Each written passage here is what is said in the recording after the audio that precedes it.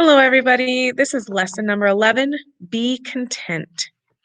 It is pretty frustrating work trying to fill up your home with things when everyone keeps taking them from you. That is kind of the point of today's commandment. Today we are learning about the 10th and final commandment given to Moses. Let's look it up now. Turn with me to Exodus 20:17. You must not covet your neighbor's house.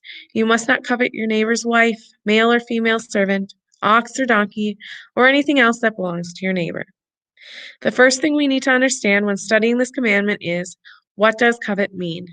To covet means to want something selfishly without caring about what others think or feel. Let me say this right at the beginning of this lesson. It is perfectly fine to want things. It is not okay to want something so much that you think about it all the time, or you may take it from someone else, or be jealous of someone who has what you want. Coveting is being jealous of what others may have.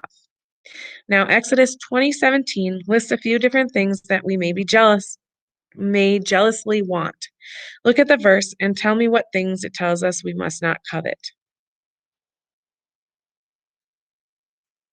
This verse lists our neighbor's house, wife, male or female servant, ox, donkey, or anything of our neighbor's. So this verse, some things that most of us probably don't have. I don't have any servants or oxen laying around, but it ends by telling us not to covet anything that belongs to our neighbor. And remember, our neighbor is not just the people who live in the houses next to ours. Anyone we meet is our neighbor. So we must be careful to not jealously want anything that anyone else has. That sounds really difficult, doesn't it? Some people may even wonder, what's the big deal? Are we really hurting anyone by wanting their stuff? The problem with coveting is that it is a sin that happens in your heart. No one can see where coveting starts except you and God, but whatever happens in our heart is what leads to other sins. It is like a little seed buried deep in our hearts, which will grow like a weed and turn into our other sins. For example, a marriage promise can be broken if a husband and wife is jealous of their friend's husband or wife.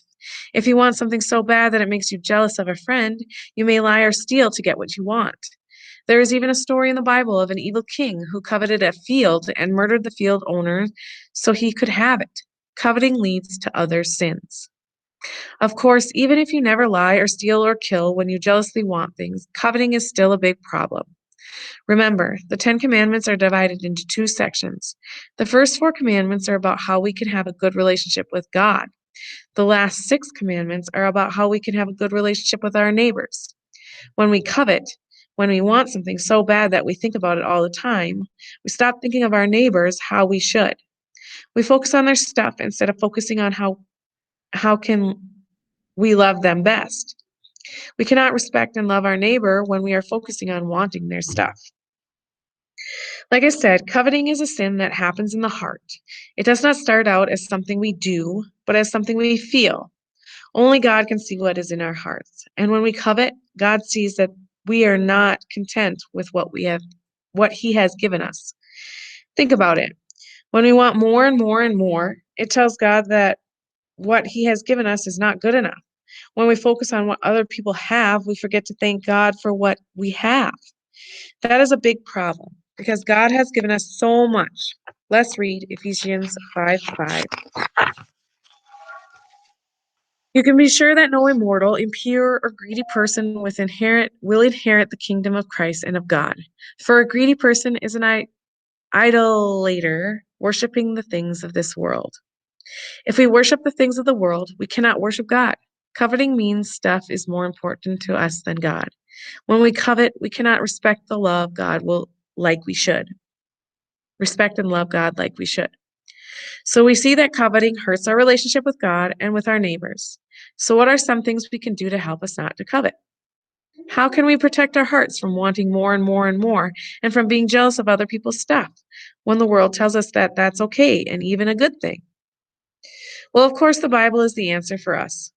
The verse to help us protect our heart from coveting can be found in Philippians 4:11 through 13. Not that I was ever in need, for I have learned how to be content with whatever I have. I know how to live in almost nothing or with everything.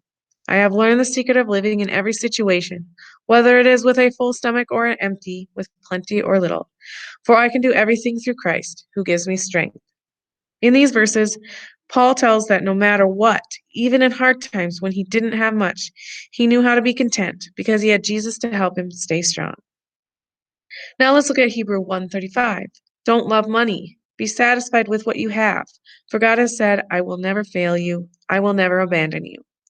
We can trust God more than money. Money won't last forever, but God promises to be with us always. So we can be happy with what we have. One more verse. Turn to 1 Timothy 6:8. Yet true goodness will, with contentment in itself is itself great wealth.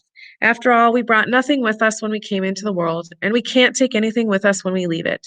So if we have enough food and clothing, let us be content. There is no point in being greedy and trying to have as much stuff as we can, because none of this stuff is coming to heaven with us. So we should be content with what we have. Do you see a pattern? What word or idea pops up in all these verses? In these verses, we find the opposite of covetousness, contentment. When we are happy with what we have, we won't be jealous of what our neighbors have, and we won't make an idol of stuff instead of worshiping the one true God. When we are content, we can have happy relationships with God and with others. Now, before we start our crafts, I want to explain one thing. Treasure is not necessarily a bad thing. It's okay to really, really, really want things. Just make sure you are wanting the right things. Matthew 6:19-21 says, Don't store up treasures here on earth, where moths eat them and rust destroys them, and where thieves break in and steal. Store your treasures in heaven, where moths and rust cannot destroy, and the thieves do not break in and steal. Wherever your treasure is, there the desires of your heart will also be. Be sure to store up your treasures in heaven by loving God and obeying Him. Today we have the last coloring sheet, number 10.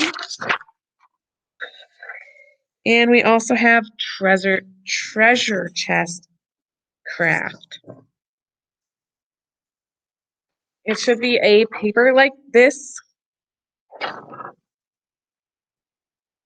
The instructions say, have the children cut out the treasure chest and decorate the inside and outside the way they wish. You can do coloring, stickers, jewels, whatever you want to. Fold the treasure chest in half like a greeting card. Cut out the long rectangle and accordion. Fold it back and forth and back and forth. Glue the bottom square of the folded rectangle to the inside of the treasure chest card to the blank back side. Cut out and glue the Bible verse on the top of the accordion folded rectangle. When the card is closed, it will press down the verse. When the child opens up their treasure chest, their Bible verse should pop out at them. Here is my finished one. I colored it front and back. And then when we open it up, see how my verse kind of can pop out. And there's the accordion. And then you can put it back in. That is all I have for you today, and I hope you guys have a good day.